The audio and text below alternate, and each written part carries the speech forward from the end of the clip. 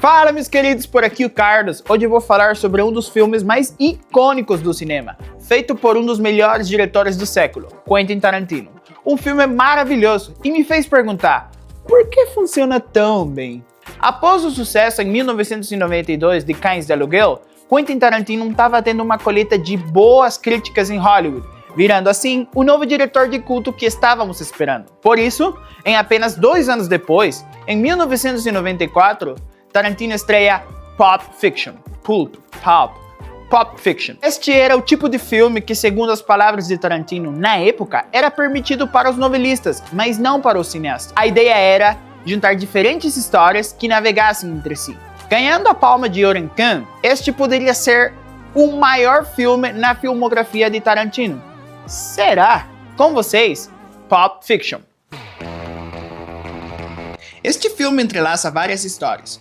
2 profissionais, um boxeador que está fugindo e um capo da máfia que parece estar acima de tudo.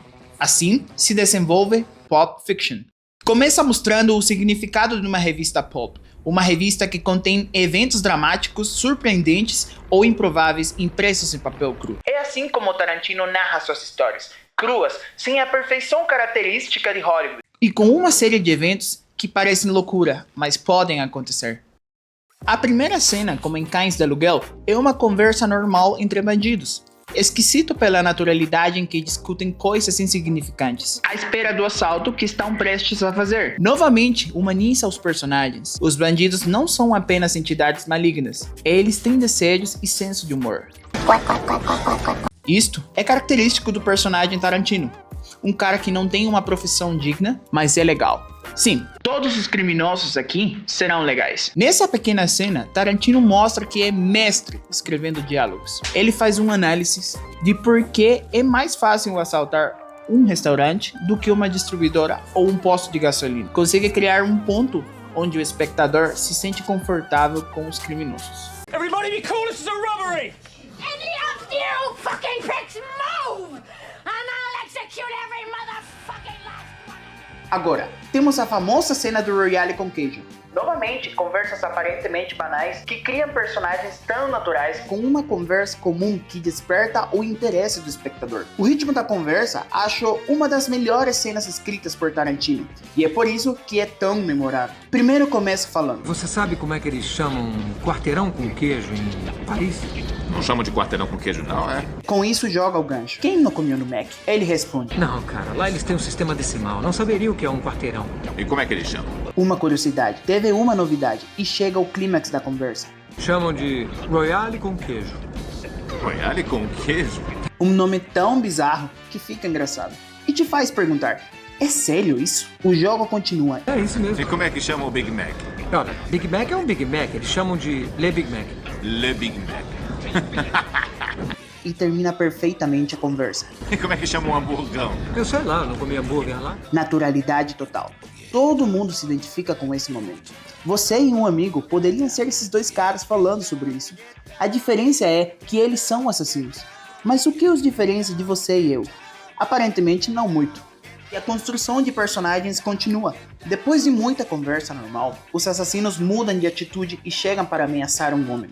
Essa cena será outro dos pontos fortes de Tarantino, e é a criação de sensações e momentos. Agora há pouco você estava num tom tranquilo e cotidiano, e agora está num momento de tensão. Sabe que em qualquer momento alguém vai atirar. O momento do hambúrguer Kahuna. A comida na tela tem que transmitir esse sabor. Você consegue saborear enquanto Julius bebe o refrigerante. Uma construção que Tarantino faria de novo em Bastardos Inglórios com o Strudel. Como podem perceber, os detalhes são importantes. Tudo forma um mundo, um universo. O mais insignificante é importante para construir a cena.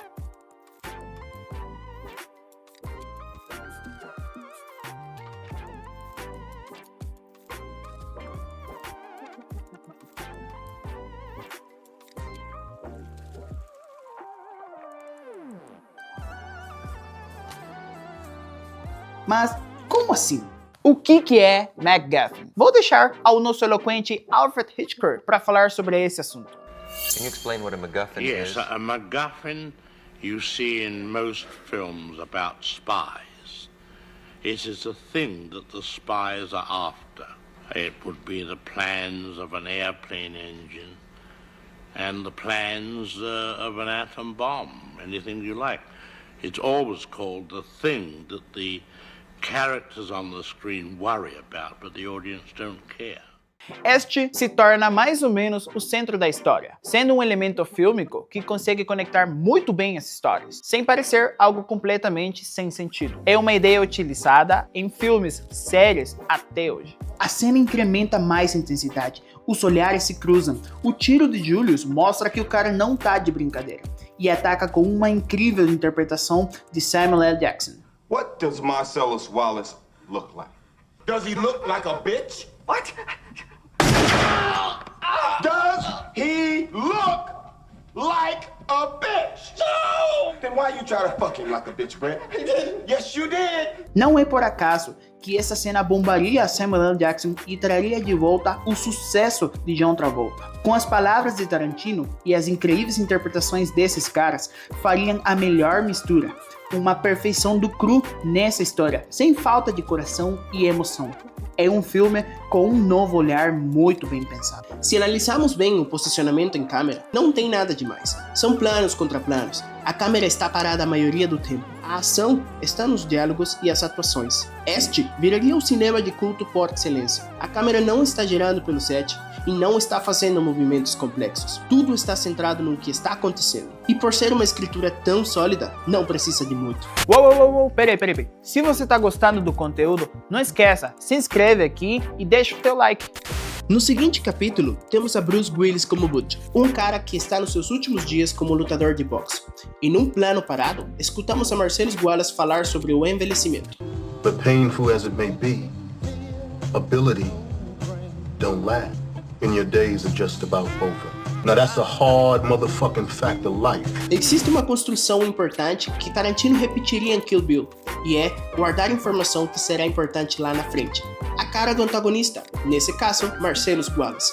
Por quê? Porque depois que Butch trai ele, num momento clímax, veríamos o rosto do homem pela primeira vez, com um impacto visual que inicia uma perseguição intensa. Como podem perceber, da mesma forma que em Cães de Aluguel, a construção da história é capitulada e desorganizada, aparentemente, mas está ajeitada de forma que quanto mais avançamos, descobriremos que todas essas histórias se entrelaçam. A violência não é uma apologia de Tarantino nos filmes, é um fator para construir personagens. Temos muito disso aqui, mas agregamos o fator das drogas. E me parece interessante que assim como deixa atrativa a comida e até mesmo os cigarros, dos quais o mesmo Tarantino criou uma marca para os seus filmes, as drogas também têm uma apresentação atrativa.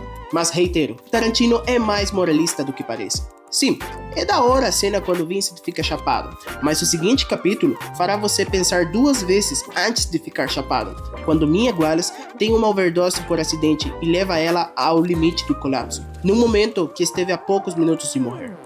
Novamente, há muita crueza em contar o que todos ocultam, mas para outros pode ser algo comum. As drogas, os excessos, violência, a morte, temas tabus que são atrativos por sempre estarem ocultos. Porém, Tarantino não os aborda de forma condescendente. Tudo isso tem repercussões, mas com toda severidade, junto com a comida, os cigarros, existe uma estilização.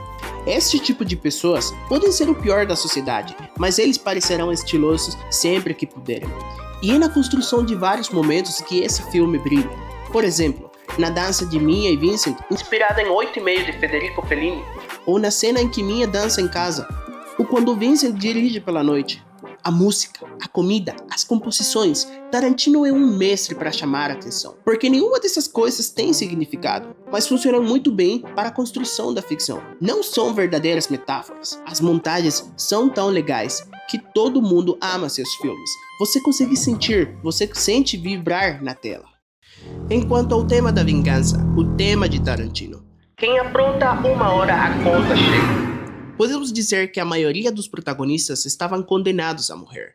Mas o que faz que alguns morrem e outros não? Vincent é o único que morre, por ser o único que não se redime. Ele quer permanecer assim até a morte. Mas Butch, por exemplo, mesmo depois de ter matado um homem na última luta, ele fez sem malícia. Só matou Vincent porque estava a merecendo. Mas depois de ser preso com Marcellus, mesmo podendo fugir sozinho, ele escolhe ajudar o Marcellus. E juntos, apesar dos seus pecados, foram encontrados pela maldade pura. E já que eles acabam emitindo a sentença final dos depravados, eles são liberados dos seus pecados. Julius, por outro lado, é um homem justo que mata por ser seu trabalho.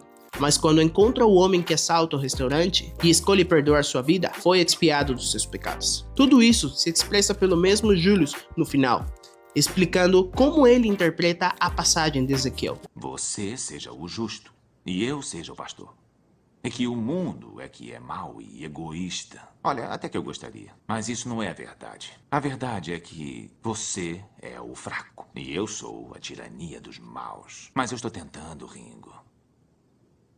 Eu estou tentando de verdade. Sem dúvidas, uma obra-prima em execução e de forma isolada. Pulp Fiction são essas histórias impossíveis, porém acontecem, e que todos gostam de assistir no cinema. Então, será que é o melhor filme de Tarantino? É provável, tem todos os elementos que precisa. Não tem uma palavra a mais que não esteja construindo personagens ou situações. Tudo funciona e combina perfeitamente. Quentin Tarantino conta sua interpretação do mundo num filme, e é tão difícil que um criador possa mostrar isso de forma tão clara. É por isso que Pulp Fiction se destaca nos melhores filmes da história. E chegamos ao fim deste vídeo. Para mais conteúdo como esse, por favor, se inscreve aqui, deixa o teu like, escreve aqui nos comentários qual deveria ser o próximo filme para falar aqui no canal. Bye bye, até a próxima!